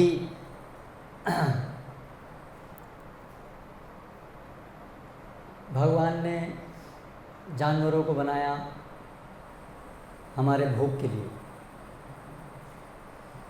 या जानवरों में आत्मा नहीं होती, पहले तो स्त्रियों में भी आत्मा नहीं होती थी। तो अभी ऐसे स्टेटमेंट्स, तो उसमें बहुत सारी चीज़ें ऐसी हो सकती हैं कि बहुत से लोग स्क्रिप्चर्स को गलत इंटरप्रेट भी करते हैं, वेदों को लेकर के ही बहुत से लोग गलत इंटरप्रेट करते हैं। तो एक तो जो उसका जो कहने वाला है, उसने कितना वो स्क्रिप्चर्स के आधार पर वो जी रहा है, उसके अनुसार उसने उसको स्टडी किया है, ये भी तो एसर्टेन करना पड़ेगा। नहीं तो वेदों को लेकर के बहुत लोग कुछ ना कुछ अपने आप बोल सकते हैं। मैंने भगवगीता पढ़ी है, भगवगीता के नाम पे बहुत से लोग बहुत कुछ बोलते हैं, ठीक है। तो अगर हमें थोड़ा जटिल हो जाता है ये आजकल के समय में, क्योंकि हर व्यक्ति स्वतंत्र है कुछ भी बोलने के लिए, कुछ भी करने के लिए, इसलिए थोड़ा जटिल हो जाता है। तो इसलिए ये सब चीज़ें हमें ध्यान रखनी पड़ेगी। कोई भी आदमी किसी भी चीज़ के बारे में, वेदों के बारे में लें तो बोल रहा है, तो पहले हमें ये देखना पड़ेगा कि क्या वेदों में वास्तव में क्या लिखा है, या कोई भी और ग्रंथ की, कोई भी और अन्य ग्रंथ है उसमें क्या लिखा है, क्या उसकी समझ है, वो पहले हमें समझ में, हाउ टू नो कि वहाँ क्या लिखा है। भगवत गीता कोई मान लीजिए हम ले रहे हैं, तो भगवत गीता को कैसे जानना है, क्या तरीका दिया है शास्त्रों में भगवत गीता को, शास्त्रों को जानने का। मैं पहले उस प्रोसेस को फॉलो करूं, या मैं जो भी जिनको मैं मार्गदर्शन जिनसे ले रहा हूं, एंश्योर करूं कि they are following that process और नॉट। तो पहले अगर मैं गंभीर हूँ तो मुझे वो एंसरटेन करना पड़ेगा, एंश्योर करना पड़ेगा, नहीं तो मैं भ्रमित हो जाऊँगा, बोलेगा हाँ। जैसे अभी एक हम कुछ दिन पहले वहाँ एक गवर्नमेंट ने पॉलिसी निकाली कि सोलार पैनल सब्सिडी पे दे रहे हैं, ठीक है। उसकी एक वेबसाइट बना दी, किसान समथिंग करके, ठीक है, वेबसाइट बना दी उसकी, और सोलार पैनल देंगे सब्सिडी पे। आप जो है 10,000 रुपये जमा कराइए, 20,000 रुपये, और 70% सब्सिडी। तो अभी बहुत लोगों ने झूठी वेबसाइट बना दी, 20,000 तो मिले पहले वाले ऐसे होता है। तो कोई भी चीज़ है उसका असली से पहले वो नकली वाले आ जाते हैं। तो उसी प्रकार से हर जगह में है, तो वो पहले मैं इंश्योर करना पड़े कि वेबसाइट नकली वाली तो नहीं है, ठीक है। तो कोई भी ग्रंथ है, किसी बाइबल है, कुरान है, कोई भी चीज़ है, कोई भी सो कॉल्ड कुछ भी है, शास्त्र हैं, जो भी है, तो वो पहले तो इंश्योर करना पड़ेगा। तो इसलिए गहराई में जाना पड़ेगा। तो पहले तो ये दृढ़ निश्चय करना पड़ेगा कि मुझे सत्य को जानना है, नहीं तो ऊपर से फिर आप या तो झूठे कोई बोल रहा है उनके कहने में आ जाओगे, या तो आप छोड़ोगे सब बेकार है, छोड़ दोगे सबको, ऐसा कुछ होगा। सो अपनी पहले दृढ़ता होनी चाहिए, I have to go in depth, be ready for that. फिर जाइए उसमें कोई भी है स्क्रिप्चर्स की हिस्ट्री में जाइए, कैसे कैसे आया है, कहाँ से आया है, हाउ टू डिफ्रेंशिएट, झूठ और सही में कैसे डिफ्रेंशिएट करना है ना, उसको जानिए। अगर हम सिंसियर हैं तो we will get the intelligence कि कैसे उसको पेनिट्रेट करना है, गलत और सही कैसे करना है। फिर अंत में कोई भी स्क्रिप्चर है, फिर अगर हमें मिला कि yes this is the real meaning of that, उसके जो प्रॉफिट्स, उसके जो लोग हैं जो उसको आजकल जो प्रेजेंटली फॉलो कर रहे हैं, तरीके से फॉलो कर रहे हैं, और उनकी ये अंडरस्टैंडिंग और ये प्रमाण है, लिखा भी है, ये सब है, ये है इसकी understanding. Then we have to see कि वो जो अंडरस्टैंडिंग है, does it fulfil the criteria कि this is the word of God, basic criteria, does it make sense, is it able to explain all the things, ठीक है। क्या सभी समय पर ये सत्य सिद्ध हुई है, क्या इसमें ऐसी चीज़ें जो एप्लीकेबल हैं सबके लिए, फिर क्या उसमें प्रोसेस है सत्य को एक्सपीरियंस करने का, ये सब चीज़ें अगर हम उसमें देखेंगे then we will try to differentiate. हो सकता है किसी चीज़ में सत्य का कुछ परसेंटेज हो, मे नॉट बी एवरीथिंग, तो ऐसा सब मिल सकता है। अगर सिंसियरिटी है यहाँ तो ऐसे ऐसे ऐसे जाकर के अंततः we will be able to find out कि ये है सत्य का ये है सत्य, word of God. This can be accepted as word of God, अपौरुषेय, इसमें कोई त्रुटि नहीं है, लाइक दैट।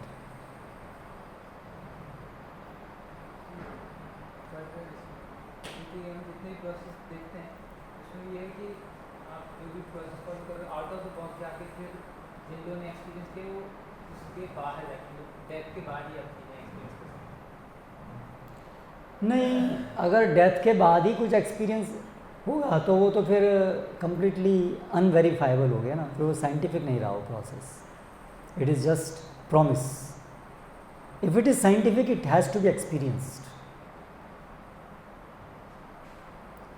नहीं तो उसका मतलब ही क्या रह गया। अगर हम उसको एक्सपीरियंस ही नहीं कर सकते हैं उसको, तो फिर वो सत्य पहले तो जा ही नहीं पाएंगे कि वो है कि नहीं है, क्या हाउ उसको डिफ्रेंशिएट कैसे करें कि ये झूठ है नहीं है, क्योंकि बहुत से लोग तो बहुत कुछ बोलते हैं। देखो, ये पहले प्रश्न होना चाहिए कि how do I accept that this is truth and others what they are saying is not truth, that explanation should be there.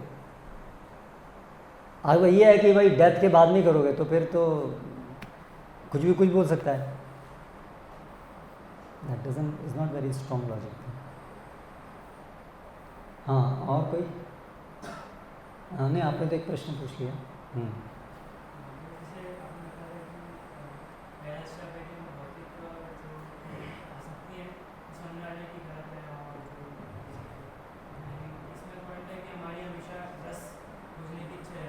रस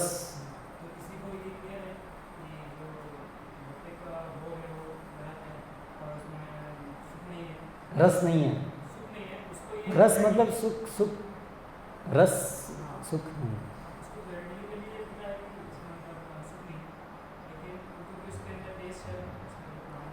उसके अंदर हाँ उसको टेस्ट लगता है, सुख नहीं है फिर भी उसको सुख लगता है, उसमें सुख की अनुभूति होती है उसमें।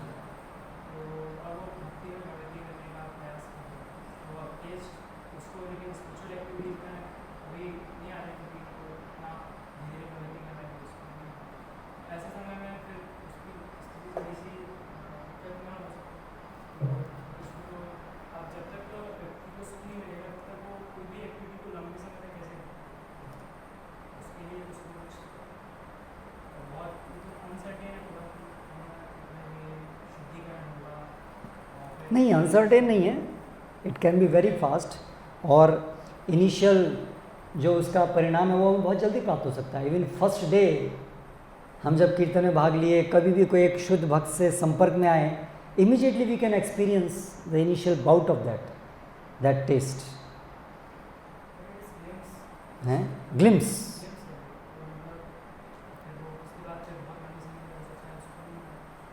That depends on him. अगर वो उसके अगर श्रद्धापूर्वक को प्रयास करता जाएगा तो वो ग्लिम्स बढ़ते जाएंगे।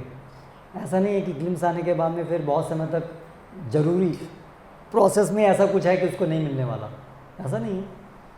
प्रोसेस में तो है कि जितना आप अपने को अप्लाई करोगे उतना आपको मिलता रहेगा, यू विल बी एडवांसिंग।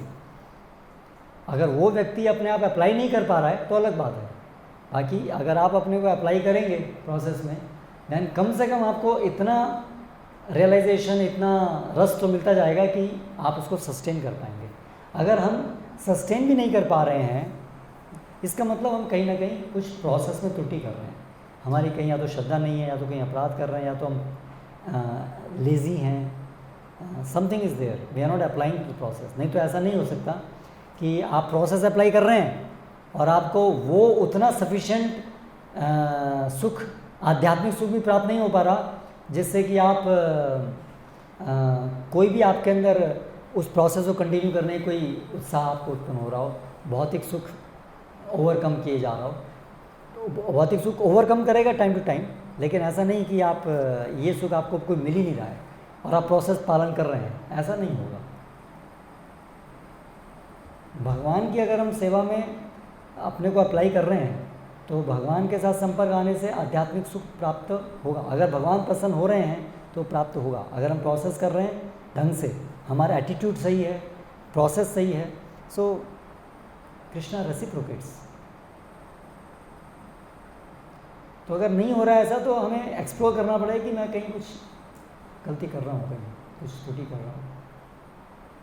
हाँ, ऐसा नहीं कि चैतन्य महाप्रभु की तरह या महान भक्तों की तरह में इस प्रकार का रस तुरंत मिल जाएगा, दैट विल टेक टाइम, लेकिन some extent, some happiness that helps us कि हम उस पथ पे आगे बढ़ते रहें, that much definitely we will get, अगर हम प्रोसेस को पालन करते आ रहे हैं।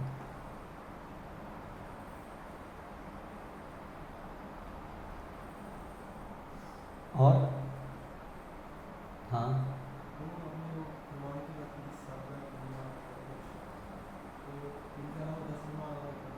इनका हाँ हाँ ऐतिह्य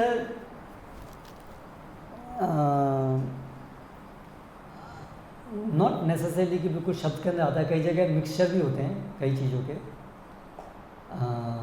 ठीक है। तो देखिए, जो भी शब्द प्रमाण भी प्रमाण है, लेकिन प्रत्यक्ष प्रमाण भी प्रमाण है, लेकिन शब्द प्रमाण के अंडर में प्रमाण है। अगर शब्द प्रमाण के द्वारा वेरीफाइड है वो, तो वो सही है, अगर नहीं है तो गलत है। उसी प्रकार से ऐतिह्य प्रमाण, सब प्रमाण, ये जो शब्द प्रमाण है ये टॉप मोस्ट प्रमाण है, बाकी सब प्रमाण इसके रेफरेंस में सही होते हैं।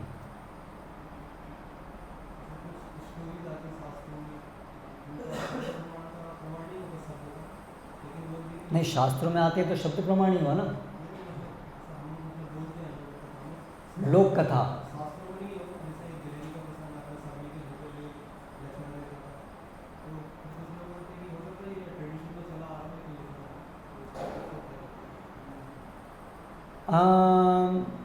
ठीक है, ऐसी कुछ चीज़ें हो सकती हैं जो कि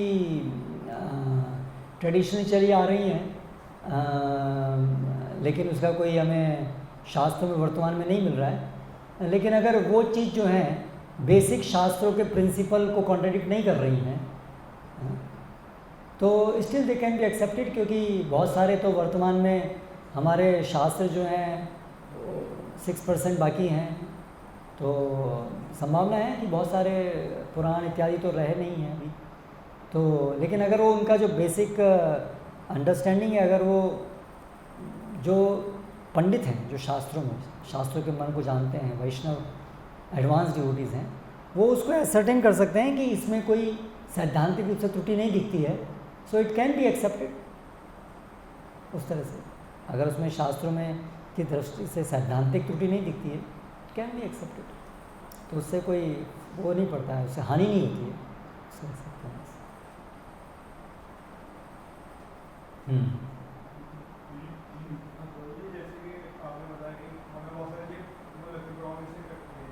प्रॉमिसिंग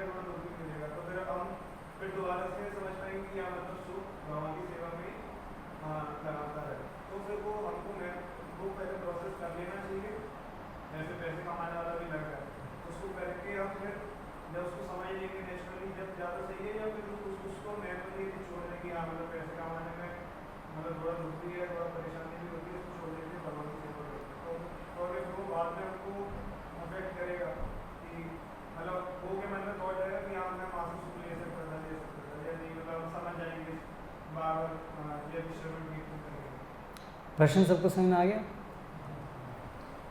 तो समझने के स्तर अलग अलग हो सकते हैं, इंटेलिजेंस के लेवल अलग अलग हो सकते हैं, और शुद्धि के स्तर पे भी वो अलग अलग चीज़ें अलग अलग पे समझ सकते हैं। जो तो केवल एक्सपीरियंस करने से ही समझना ऐसा ज़रूरी नहीं है, हम सुन करके भी चीज़ों को समझ सकते हैं पूरी तरह से। ये टॉप मोस्ट प्रोसेस है। जो फर्स्ट क्लास, जिनकी चेतना ज़्यादा उन्नत होती है, वो सुन करके ही एक्सपीरियंस कर सकते हैं चीज़ों को, सुन करके ही समझ सकते हैं पूरी तरह से। तो ऐसी अगर लेवल की इंटेलिजेंस है हमारी, तो we can act on that platform, क्योंकि हम हर चीज़ तो वैसे भी अनुभव नहीं कर पाएंगे। मान लीजिए अभी आ रहा है कि भाई आप ड्रग्स का सुख है, पहले एक्सपीरियंस करो, हार्ड ड्रग्स, तो एक्सपीरियंस करे हो गए हो तो काम से। बहुत सारी ऐसी चीज़ें हैं, क्या क्या एक्सपीरियंस करेंगे। ऑलरेडी हम बहुत सारी चीज़ें एक्सपीरियंस तो कर चुके हैं, और जगत में कितनी सारी चीज़ें हैं। तो वो तो ऐसा नहीं है कि as a law we take कि पहले हर चीज़ को एक्सपीरियंस करना चाहिए तभी हम समझ पाएंगे कि वो बेकार है। वो तो संभव ही नहीं है।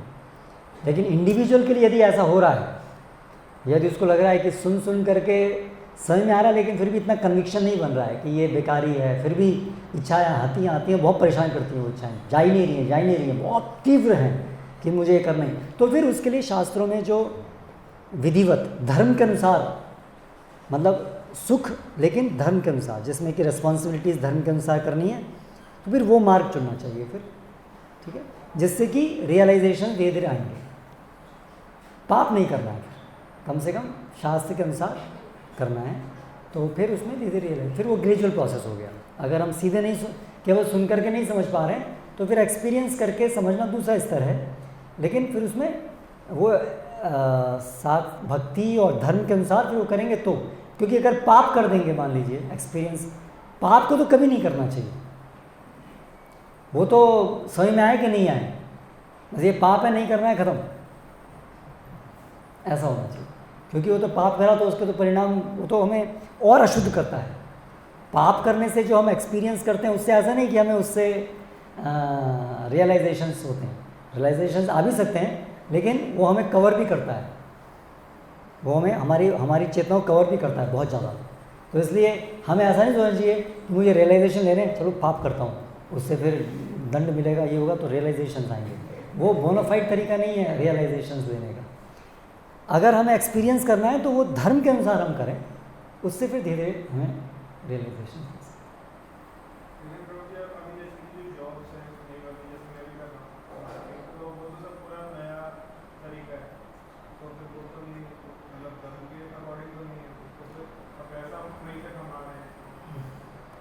इसीलिए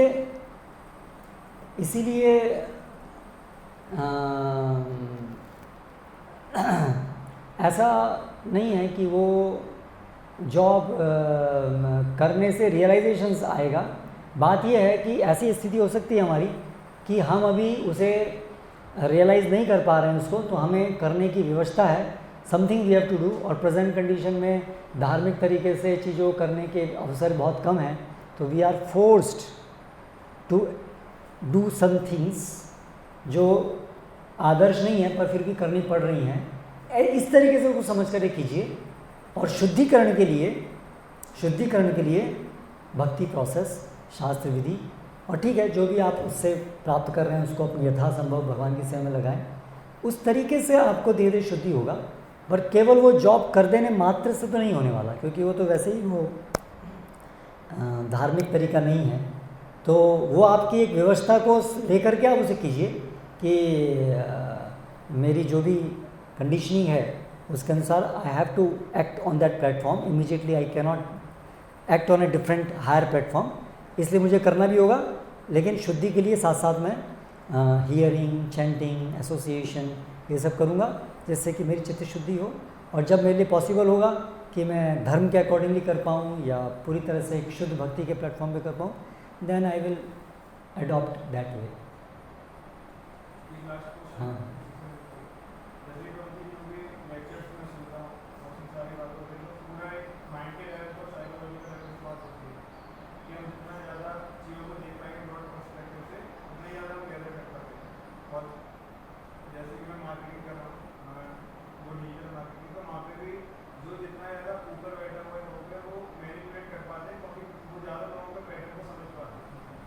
नॉर्मल जो लोग हैं मिडिल क्लास एक पैटर्न में काम करते हैं, जैसे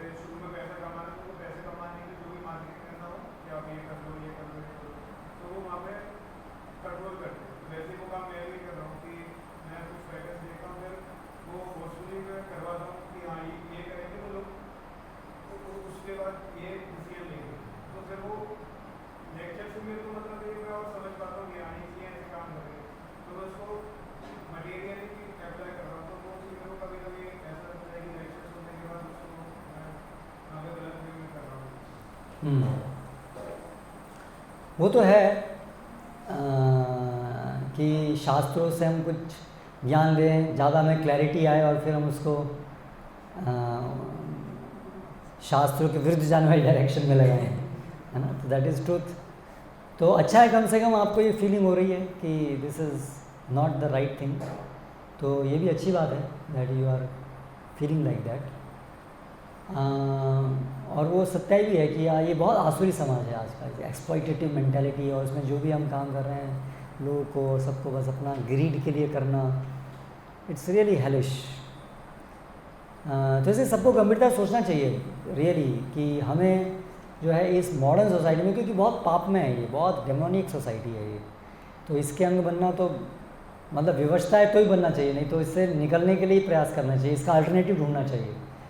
तो इसलिए श्रील प्रभुपाद बहुत स्पष्टता बताते हैं कि हमें जो शास्त्रों का जो तरीका है, अपना खाना अपना सब कुछ उत्पन्न करना है खुद, दैट इज़ दी वे, क्योंकि उसका अल्टरनेटिव आज जो है बहुत ख़राब है, और इसका अल्टरनेटिव ख़राब ही होगा, क्योंकि वो जो वैदिक तरीका है वही ऐसा तरीका है जिसमें आप पाप के बिना धर्म के अनुसार जीते हैं। मैन मेड जो तरीका है वो तो पाप वाला ही होगा।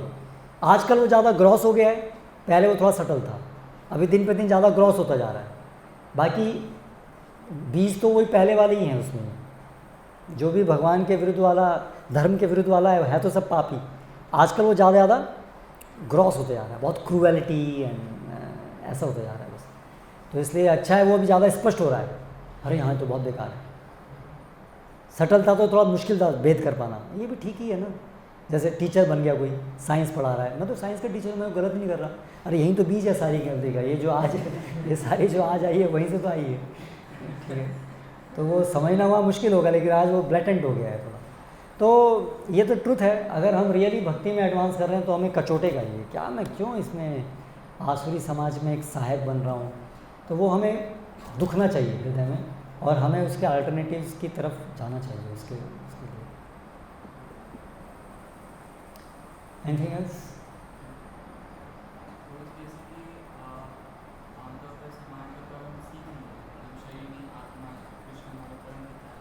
कृष्णा को सेंटर में लेके चलना है, सब चीज़ें पूरी तौर पर तो नहीं सीख पाए, लेकिन अंदर से एक स्वीकृति आ गई, यही सत्य है, यही वास्तविकता है, और हम इतने जन्म मृत्यु जरा रहते हैं।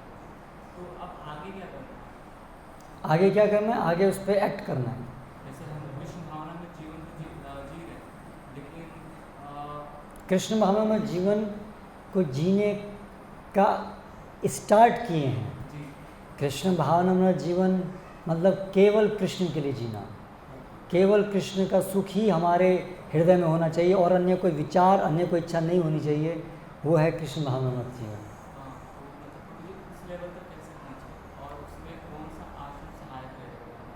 उसमें पहुंचने के लिए जो ये विधि है वही पहुंचने के लिए तो है। जो भी आप ये भक्ति अभिधेय है, संबंध ज्ञान है, फिर अभिधेय है ना। समझ गए हम, ये है, समझे कुछ हद तक, फिर इसको अभिधेय है, भगवान ने प्रोसेस दिया है ना, अभिधेय, hearing, chanting, engaging in different activities, भगवान की संतुष्टि के लिए प्रचार कार्य, पुस्तक वितरण, अलग अलग प्रकार से मंदिर मार्जनम, ये सब एक्टिविटीज़ हैं जिनके माध्यम से नवविधा भक्ति और अपनी सारी एक्टिविटीज़ को भगवान की सेवा में नियोजित करना, वो एक्टिविटीज़ से हम धीरे धीरे उस चेतना में आगे जाएंगे।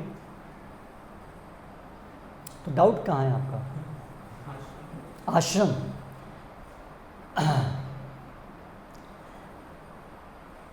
आश्रम कौन सा ज़्यादा अनुकूल है, ये टॉपिक हम लोग डिस्कस करेंगे कौन सी क्लास में, नेक्स्ट क्लास में, कि भक्ति अभिधेय उसका की क्या है, भक्ति की चाबी क्या है, भक्ति मतलब क्या। तो वहाँ से ही क्लियर होगा कौन सा आश्रम ज़्यादा फेवरेबल मीन्स व्हाट, क्योंकि भक्ति क्या है पहले वो समझिए, फिर पता चलेगा कि फेवरेबल क्या है, अनफेवरेबल क्या है। तो उसका उत्तर आपको अगली कक्षा में मिलेगा। अभी का जैसे कंडीशन देखते हैं, जैसे कि कलयुग का इतना प्रभाव है, लोग एक ही आश्रम जानते हैं, गृहस्थ आश्रम, और सब लोग शादी शादी विवाह बच्चे करते हैं और मेनली उसी को जानते हैं, और मैं भी पहले वही जानता था कि ये एक आश्रम है। अभी तो वो आश्रम एक को भी नहीं जानते हैं। वो जो आश्रम वो गृहस्थ आश्रम थोड़ा ना, वो तो गृह मेधी है वो तो। तो बेसिकली वही है। तो उसमें भी वो लोग मतलब अच्छे से मतलब अपने मतलब लाइफ को कैसे मतलब जीना है वो भी नहीं जानते शास्त्रों को। तो मेनली कंफ्यूजन इसमें है। ठीक है, तो हम अगला सेशन जब करेंगे तब आप सुनिए, और अगर फिर भी प्रश्न का उत्तर नहीं मिलता है तो आप पूछिए। क्योंकि इसमें दिखता है कि गृहस्थ लाइफ में बहुत सारे मतलब ये मतलब डिस्टर्बेंस है। जैसे अगर सपोज अगर आप ब्रह्मचर्य आश्रम में आएंगे तो वहाँ के डिस्टर्बेंस पता चलेंगे। यहाँ पे ऐसा लगता है कि जैसे हर चीज़ कृष्ण के अकॉर्डिंग मतलब सेंटर में रखते हो। वो गृहस्थ आश्रम में भी हो सकता है। इससे तो कह रहे हैं जो आप देख रहे हैं वो गृहस्थ आश्रम नहीं देख रहे हैं आप, वो गृह मेधियों को देख रहे हैं आप। वर्णाश्रम तो इसलिए पहले फंडामेंटल्स को क्लियर करना पड़ेगा, नहीं तो हम सोचेंगे अरे गृहस्थ आश्रम तो ऐसे ही है, सब ऐसे ही होते हैं, यही गृहस्थ आश्रम है। That is not truth. ठीक है, okay, so we end here. Hare Krishna. जय प्रभुपाद की जय।